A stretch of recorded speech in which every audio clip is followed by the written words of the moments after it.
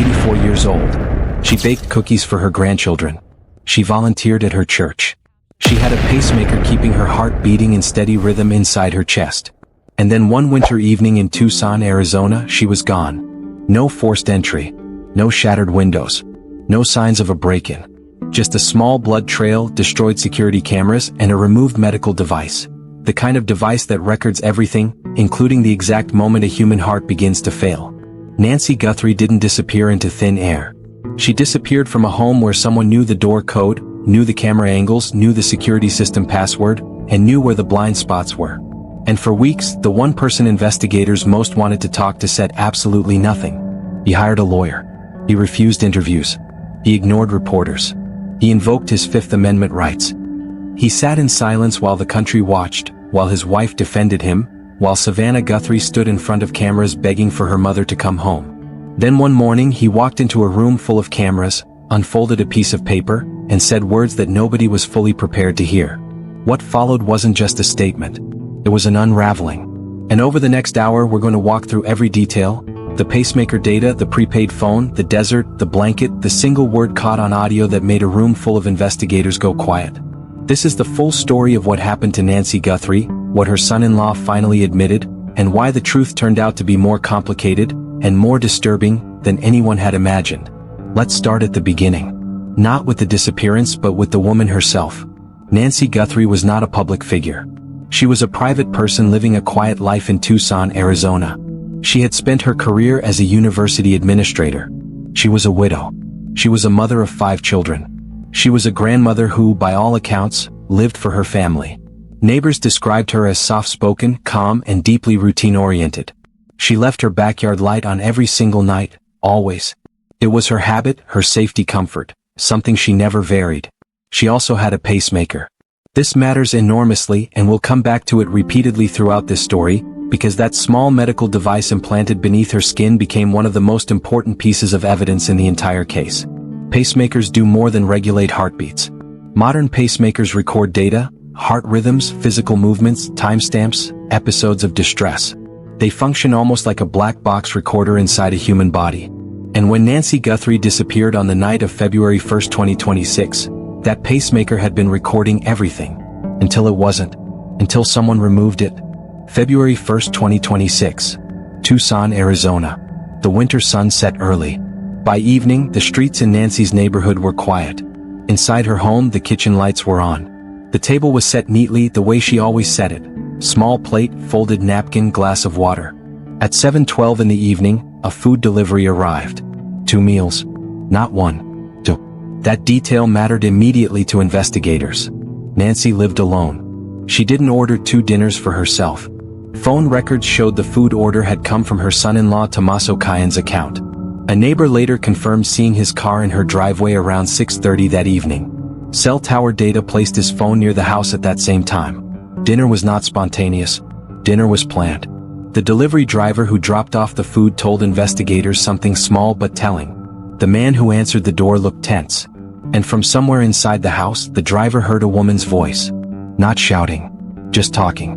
But something in the air felt off. At 7:40 that evening, Nancy's home phone made an outgoing call to her attorney's office. It was short. It went to voicemail.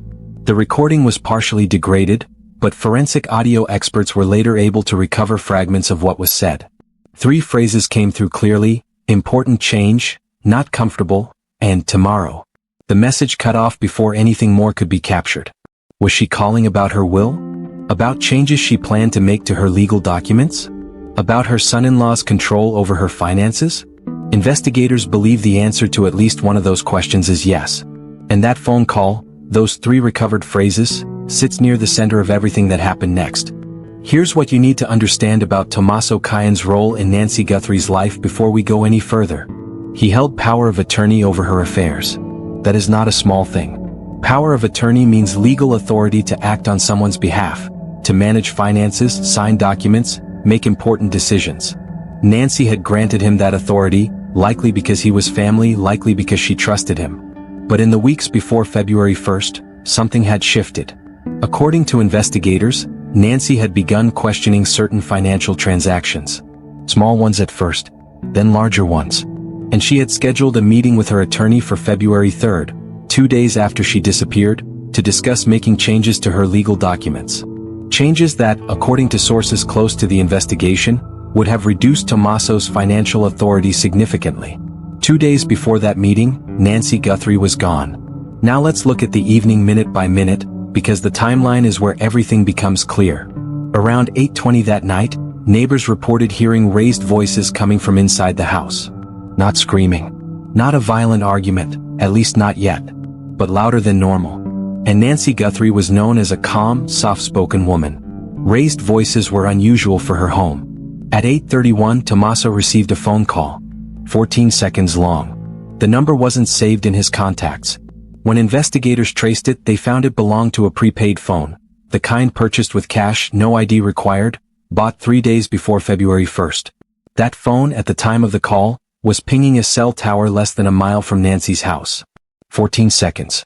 That's enough time to say, she's making changes. Come now. Or, we have a problem. Or simply, it's happening. At 8:42 that night, Nancy's pacemaker recorded something doctors describe as sudden cardiac distress. Not a slow deterioration. Sudden. Her heart began beating too fast, then unevenly, like the rhythm of someone terrified or in acute physical pain. 5 minutes later, at 8:47, the device recorded sharp physical movement. Not the gentle movement of someone walking across a room. Sharp movement.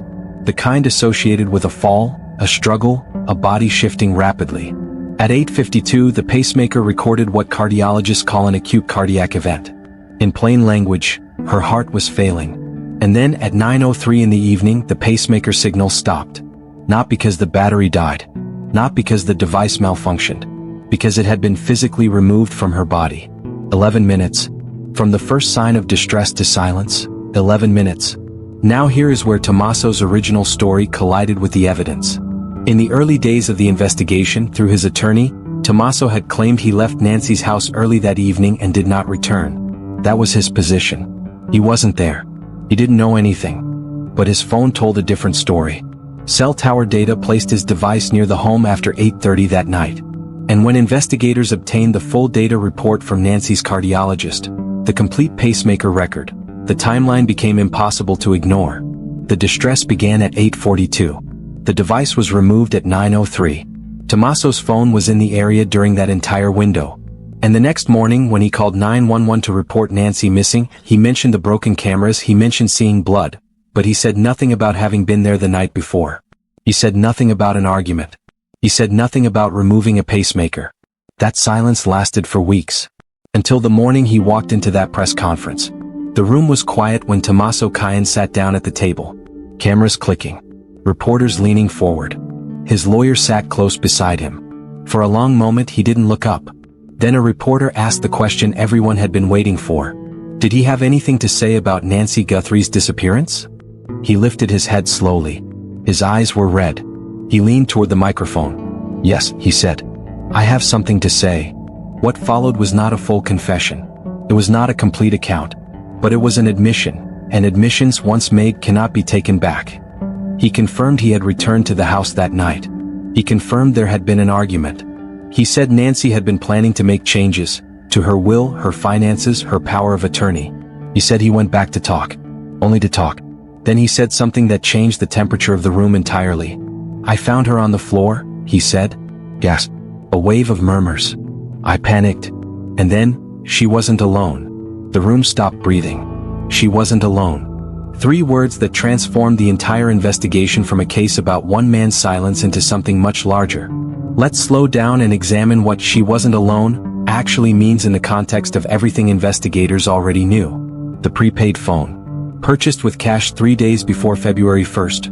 Used to call Tommaso for 14 seconds at 8:31 that night, just before Nancy's heart began its distress sequence.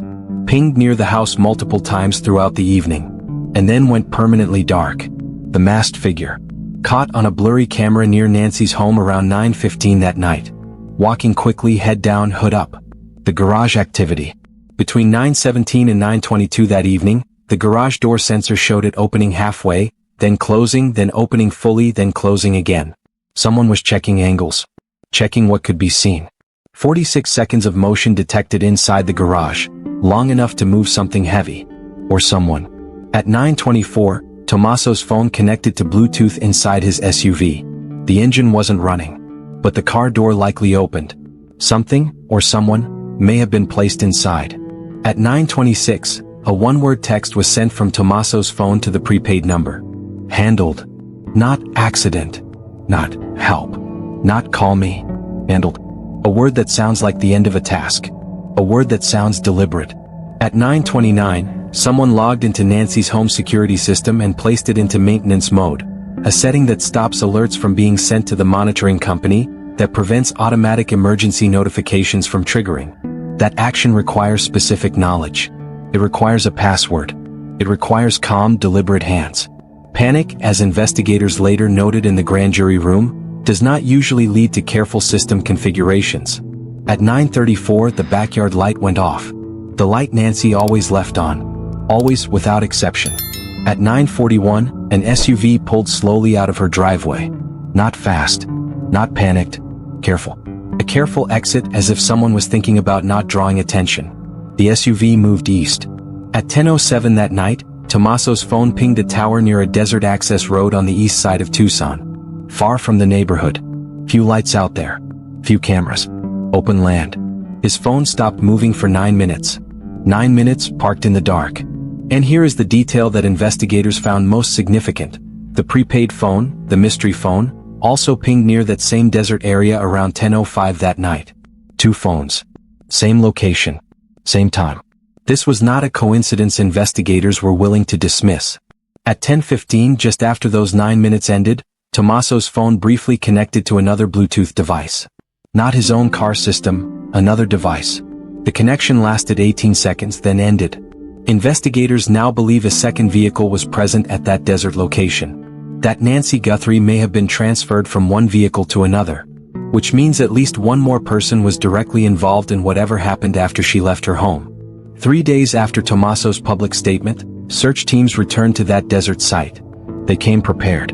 Cadaver dogs, drones, ground-penetrating radar. Crime scene tape stretched across dry sand and low desert brush. Detective Morales stood at the edge of the dirt path where the 9-minute pause had been recorded. The cadaver dogs were brought forward. The first dog stopped. His body stiffened. It sat. The second dog was brought in independently. It walked a small circle. Then sat. Same spot. 2 independent alerts from 2 trained animals. When investigators brushed away the top layer of sand, the soil underneath was darker. Softer. Disturbed. They began digging carefully, documenting every inch. About 2 feet down they found fabric. Dark blue, thick, like a moving blanket. The kind used to wrap furniture. Or people. There were no remains inside it. But back in Nancy's garage, forensic teams had already found dark fibers near the drain. Fibers that matched that same type of moving blanket. The blanket linked the garage to the desert. Then, about 30 yards from where the blanket was found, a forensic technician spotted a small metallic object partially buried in the sand. Damaged, covered in dust, but recognizable. A pacemaker casing. Serial numbers confirmed. It was Nancy Guthrie's.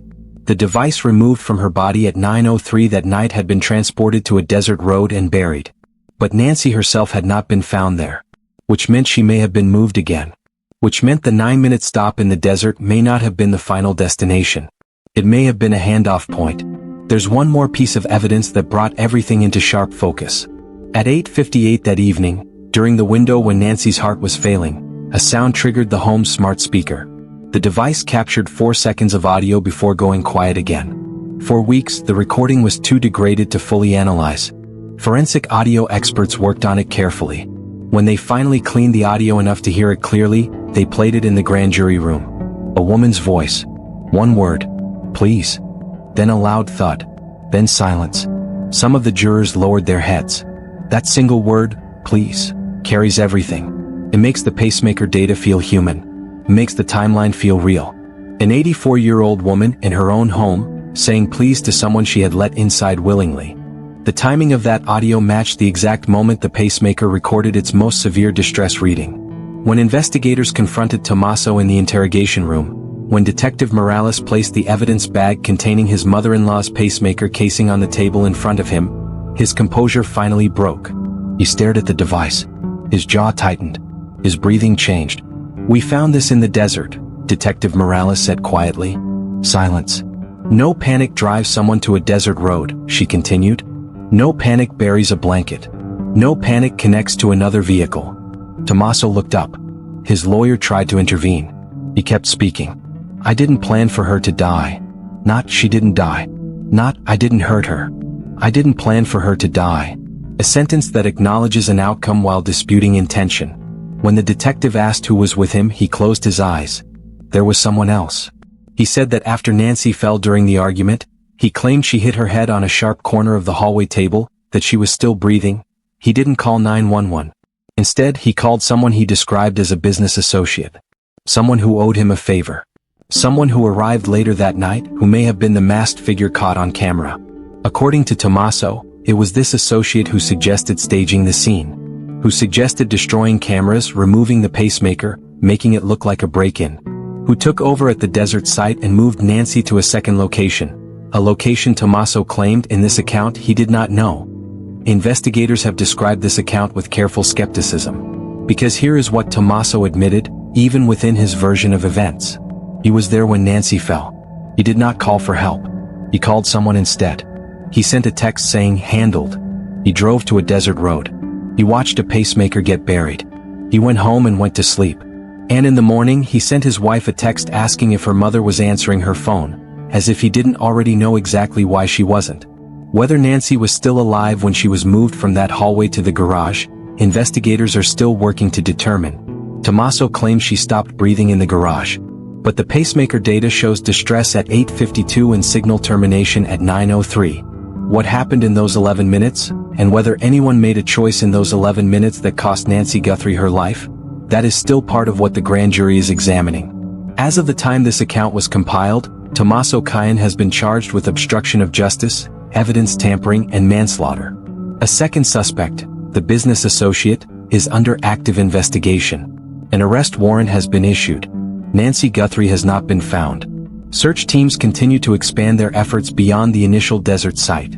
Traffic cameras along nearby highways are being reviewed. The person who purchased the prepaid phone with cash has not yet been publicly identified. Financial records detailing activity in Nancy's accounts are still under audit.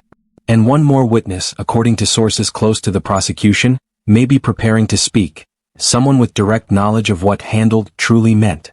Savannah Guthrie, who has spent weeks making public pleas for her mother's return, released another statement after Tommaso's interrogation. The tone had changed. There was less hope in it and more resolve. "My mother deserves the full truth," she wrote. "We will not stop. Here is what I keep returning to in this case. Nancy Guthrie was not taken by a stranger. She was not the victim of a random crime. She opened her door that night willingly. She sat down and had dinner. She had lived with trust. Trust in family, trust in the people who held legal authority over her life. And there is a pattern here that extends far beyond this one case. Financial exploitation of elderly adults is one of the most underreported and underinvestigated crimes in this country. It often begins with small things, a transaction here, a decision there, and escalates slowly enough that the person being exploited may not fully recognize what's happening until significant damage has been done. The fact that Nancy had scheduled a meeting with her attorney suggests she had recognized something was wrong. She was taking action. She was going to make changes.